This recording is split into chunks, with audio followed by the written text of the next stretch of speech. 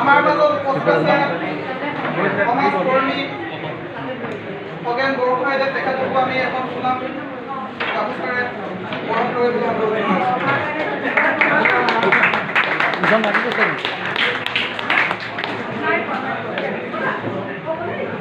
আমাৰ অঞ্জন দে ছাৰক এখন সুনাম গামোচাৰে বৰণ যাচিবলৈ অনুৰোধ জনাইছোঁ। তাৰোপৰি আমাৰ মাজত আছে সমাজকৰ্মী সাহিত্যিক মৌচুমী সন্দিকৈ বাইদেউকো অলপ মৰম যাচিবলৈ অনুৰোধ জনাইছোঁ।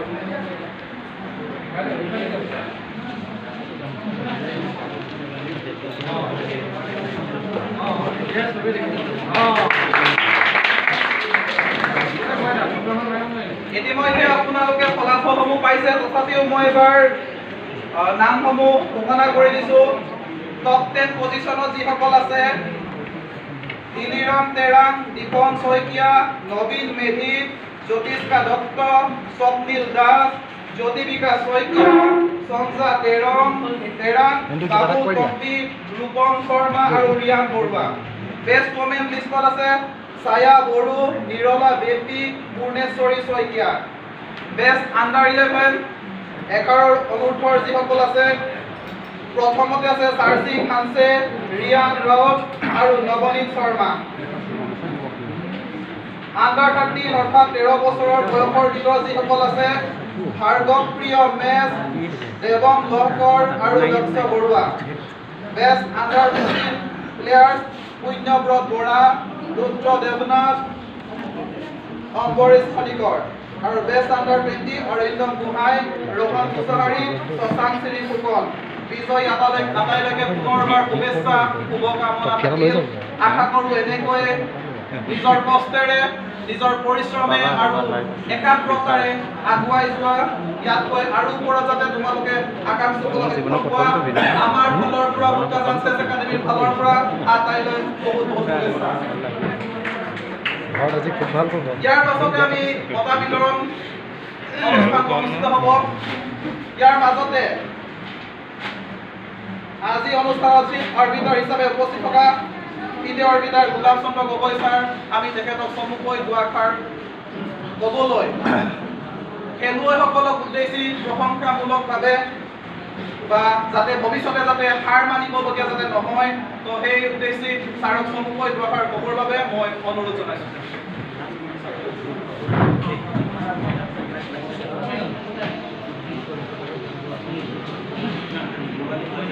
আজি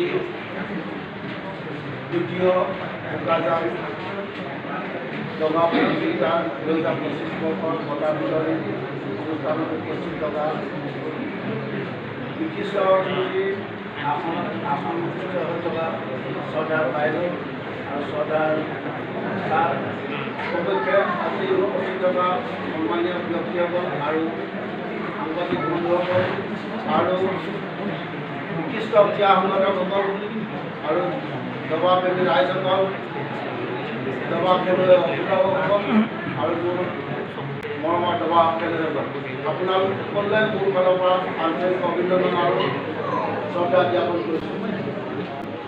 বোকাজানৰ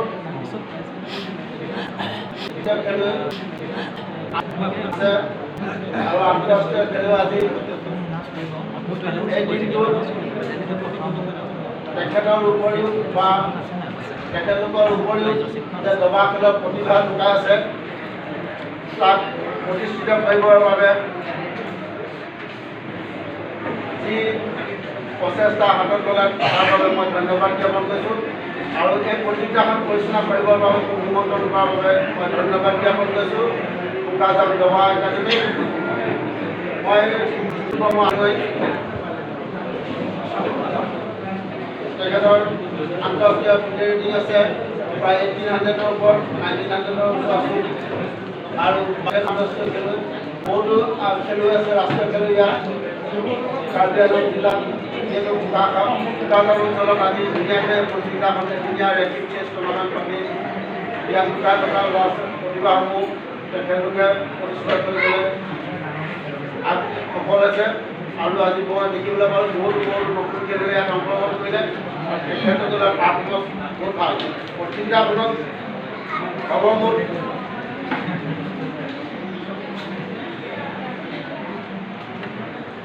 প্ৰায় 70গৰাকীমান খেলুৱৈ অংশগ্ৰহণ কৰিছে, কিন্তু কিবা কাৰণত নামবিলাক পিছত মানে আঁতৰাই পিনে সম্পূৰ্ণ টোটেল ৰাউণ্ডত 7টা ৰাউণ্ডত অনুষ্ঠিত হ'ল। খেলখন 7টা ৰাউণ্ডত 53গৰাকী খেলুৱৈ অংশগ্ৰহণ কৰিছে। ইয়াতে মই দেখিবলৈ পালোঁ কেইবাগৰাকী ভেটাৰান খেলুৱৈ আৰু বয়োজ্যেষ্ঠ মহিলা খেলুৱৈ দেখিবলৈ পালোঁ। তেখেতসকলে যি দবা খেলৰ এতিয়াও মানে আমোদটো হেৰুৱাব পৰা নাই। তেখেতলোকে আজি যথেষ্ট আমোদ ল'লে দবা খেলত। তেখেতলোকৰ নাতি নাতিনীসকলৰ লগত খেলি কিনে যথেষ্ট আমোদ ল'লে। মই তেখেতসকলক ধন্যবাদ জ্ঞাপন কৰিছোঁ।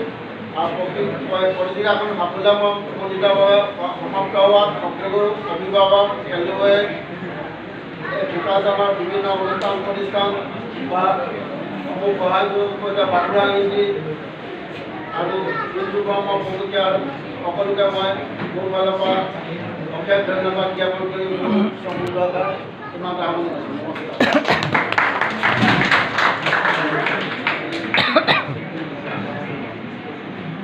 আমি গগৈ ছাৰক ধন্যবাদ জনাইছোঁ।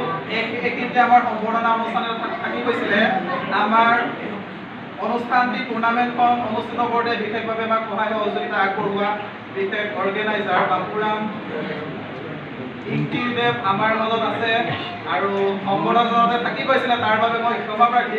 আমি তেখেতকো আগুৱাই আহিবলৈ অনুৰোধ জনাইছোঁ।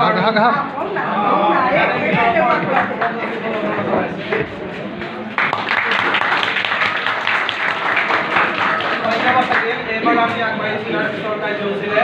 আমাৰ মাজত উপস্থিত আছে অসমৰ এগৰাকী শ্ৰেষ্ঠ খেলুৱৈ তথা পুৰণি চেছ খেলুৱৈ, যিয়ে খেলখনত বহুত বেছি পৰিমাণে নিজৰ অৱদান দি থৈ গৈছে, ইন্দেশ্বৰ তামুলী ছাৰ। আমি তেখেতকো চমুকৈ দুআষাৰ নিজৰ অভিজ্ঞতাখিনি আপোনালোকক লগ পাই ছাৰৰ কি অনুভৱ হ'ল, ছাৰে কেনেকুৱা পালে, এই বিষয়ে ছাৰক চমুকৈ দুআষাৰ ক'বলৈ আমি অনুৰোধ জনাইছোঁ। প্ৰথমে সকলোকে মোৰ শ্ৰদ্ধা জ্ঞাপন কৰিছোঁ। আজি দায়িত্বত ভৱিষ্যত গোলাপ গগৈ ছাৰদেৱৰ সমক্ষে বাইদেউ আৰু বোকাজান চেছ একাডেমীৰ লগত দিনে ৰাতিয়ে সহযোগিতা আগবঢ়োৱা মহানুভৱসকললৈকে মোৰ অন্তৰ্গত শ্ৰদ্ধা নিবেদন কৰোঁ। মই খুব ভাল পাওঁ, কিন্তু ভাল খেলুৱৈ নহয়। প্ৰথমে মোৰ নিজৰ দুখটো মই স্বীকাৰ কৰি লৈছোঁ। চেছ মই অত্যন্ত প্ৰিয়, বহুত সৰুৰ পৰাই চেছ খেলিছিলোঁ। 1988 চনৰ পৰা একাধাৰে 97 চনলৈকে মই চেছ জগতৰ লগত জড়িত হৈছিলোঁ। তাৰপিছত পাৰিবাৰিক কিবা অসুবিধা হোৱাৰ কাৰণে মই স্থবিৰ হৈ গ'লোঁ। যোৱাবাৰ প্ৰথমবাৰৰ বাবে যেতিয়া বোকাজান চেছ চেম্পিয়নশ্বিপ অনুষ্ঠিত কৰিছিল, সেইটো সময় মোক খুব চিৰিয়াছলি মতা নাছিল যদিও মোৰ সতীৰ্থসকলে, বন্ধুসকলে ক'লে যে বোকাজান খেল এখন পাতিছে, এইটো বয়সৰ গৈ খেলিব লাগে। কিন্তু মই আটাইতকৈ সুখী হৈছোঁ, প্ৰথমবাৰ অপেন হৈছিলে আৰু বিভিন্ন ঠাইৰ পৰা পূজাই, ডিপু, গোলাঘাট, বিভিন্ন প্ৰান্তৰ পৰা খেলুৱৈসকল আহি উপস্থিত হৈছে। এইবাৰ লিমিটেশ্যন পৰ্যায়ৰ কাৰণে ধনশিৰি প্লাছ বোকাজান, সেইকাৰণে খেলুৱৈ সংখ্যা অলপ কমিছে বুলি মই অনুভৱ কৰি লৈছোঁ। যদিও কিন্তু আটাইতকৈ ভাল পোৱা দিশটো হ'ল এই সৰু সৰু যিসকল মোৰ বুকুৰ মাজত সোমাই থকা মোৰ বন্ধুসকল, মই খুব শ্ৰদ্ধাৰে আটাইতকৈ সৰু যিসকল বয়সস্থ যিসকল ছাত্ৰ ছাত্ৰী মোৰ বন্ধু বুলি মই স্বীকাৰ কৰোঁ। খেলৰ লগত, বন্ধুত্বৰ লগত বয়সৰ সীমা কেতিয়াও তুলনা নহয়। প্ৰথম আমি এটা মনত ৰাখিম। আৰু চেছ জগতখন এনেকুৱা এখন জগত, আমি যি সময়ত খেল খেলিছিলোঁ সেই সময় আৰু বৰ্তমানৰ যুগৰ মাজত আকাশ পাতাল পাৰ্থক্য আছে। এতিয়া চেছ শিকিবৰ কাৰণে বিভিন্ন প্ৰান্তত খুব সহজ কিছুমান মানে সুবিধা আছে। আজি বোকাজানত ব্ৰিজ সময়ত যিটো কোচিং চেণ্টাৰ ষ্টাৰ্ট কৰি আপোনালোকৰ কাৰণে আগবঢ়াই দিছে, আজি নেশ্যনেল লেভেলত ঋতু বৰ্মাৰ এটা নাম আছে। চেছত মই আজি কেইবাখনো গেম চালোঁ। প্ৰথম বস্তুটো ধৈৰ্য একদম নিতান্ত প্ৰয়োজন। দ্বিতীয় কথা, কেলকুলেশ্যনটো মিডল গেমটো জৰুৰী, একদম অতি খোৱাত জৰুৰী। আৰু এণ্ড গেমটো মানে অপেন এণ্ড গেম মানে আৰম্ভণি আৰু শেষৰ চোৱা একদম কণ্ট্ৰল কৰি নকৰিব লাগে। যিজন মানুহে শেষৰ গেমটো কণ্ট্ৰল কৰিব তেওঁ কেতিয়াও পৰাস্ত নহয়, হয় ড্ৰ লাইনত উঠি যাব। ড্ৰ হোৱাৰ বহুত স্কোপ থাকে, বহুত লাইন থাকে। সেইকাৰণে কোনো কাৰণতে যাতে মই হাৰিলোঁ বুলি মনত ভাৱ নলৈ মোৰ সৰু সৰু যিসকল ছাত্ৰ ছাত্ৰীয়ে পঢ়ি আছে, মোৰ তেওঁলোক আটাইতকৈ বেষ্ট ফ্ৰেণ্ড সকলোকে মই ফ্ৰেণ্ড বুলি স্বীকাৰ কৰিছোঁ। আৰু তোমালোকৰ মই ভৱিষ্যতটো খুব ভাল হ'ব বুলি ভাবিছোঁ। কেতিয়াও ধৈৰ্য নেহেৰুৱাবা।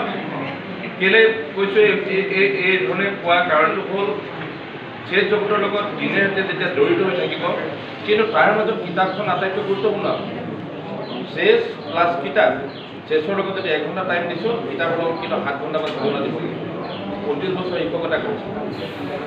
সেইকাৰণে মই মৰমৰ ছাত্ৰ ছাত্ৰীসকলক উদ্দেশ্যি প্ৰথমে মই অভিভাৱকসকলক মই নথৈ মানে শ্ৰদ্ধা নিবেদন কৰিছোঁ। আপোনালোকৰ সহযোগিতাৰে আপোনালোকৰ উজ্জ্বল ভৱিষ্যতটো আমি দেখি আছোঁ। আৰু আপোনালোকে খুব অচিৰেই অন্তিমৰ সময়ত অসম ভিত্তিত এখন খেল পাব, তাৰ কাৰণে এতিয়াৰ পৰা সাজু হ'ব। খুব কম সময়ৰ ভিতৰত আমি যত্ন কৰিম, আমি আলোচনা চলাইছোঁ ইতিমধ্যে। সময়ত অসম ভিত্তিত মানে মুকলি কম্পিটিশ্যন এখন পতা হ'ব। সেইকাৰণে আজিৰ পৰা যাতে সকলোৱে চিন্তাটো মনত ৰাখিব। কেতিয়াবাতে এইটো ধ্যান কৰা হোৱা নাই, কিন্তু যিমানটো সম্ভৱ মোক কৈছে যে আমি কম সময়ৰ ভিতৰত মুকলি প্ৰতিযোগিতা এখন আমি অনুষ্ঠিত কৰিম। মোৰ সহযোগিতা নিতান্তই প্ৰয়োজন আছে। মোৰ পাৰিবাৰিক অসুবিধা হোৱাৰ কাৰণে তেওঁলোকে এইধৰণে ক'বলগীয়া হৈছে। অনুৰোধ সকলোকে মোৰ আন্তৰিক শুভেচ্ছা, অভিনন্দন, শ্ৰদ্ধা সকলো নিবেদন কৰিলোঁ। মোৰ ঘৰ কাষতে চুঙাজানতে। কেতিয়াবা আপোনালোকৰ কোচিং চেণ্টাৰলৈ মাতিলে মই নিশ্চয় নোহোৱাকৈ নাথাকোঁ। আজি ইংৰাজী আমাৰ ছাৰ আছে কাষত, ছাৰ বহুদিনা কৈছিলে, ৰিণ্টু কৈছিলে মোৰ ঘৰত মই খেলিম বুলি তেওঁলোকে খুব ভাবিছিলে, আৰু মই সঁচাকৈ খেলিম বুলি ভাবিছিলোঁ। এইটো বয়সত খেলিম বুলি একদম সাহস কৰি ৰৈ আছিলোঁ, কিন্তু হঠাতে ধুমুহা এটা আহিলে। সেই ধুমুহাৰ কাৰণে মই দেৰিকৈ আহিবলগীয়া হ'ল। সদস্যত পুনৰবাৰ সকলোকে শ্ৰদ্ধা নিবেদন কৰি এই দায়িত্বত থিয় হ'বলৈ মোক সুবিধা দিয়াৰ বাবে বোকাজান চেছ একাডেমীক প্ৰথমে ধন্যবাদ দিলোঁ। আৰু কৰ্মকৰ্তা সকলোকে আৰু দায়িত্বত উপস্থিত সকলোকে মোৰ শ্ৰদ্ধা পৰা সেয়া নিবেদন কৰি কৰ্ম মন্তব্য সামৰণি মাৰিছোঁ।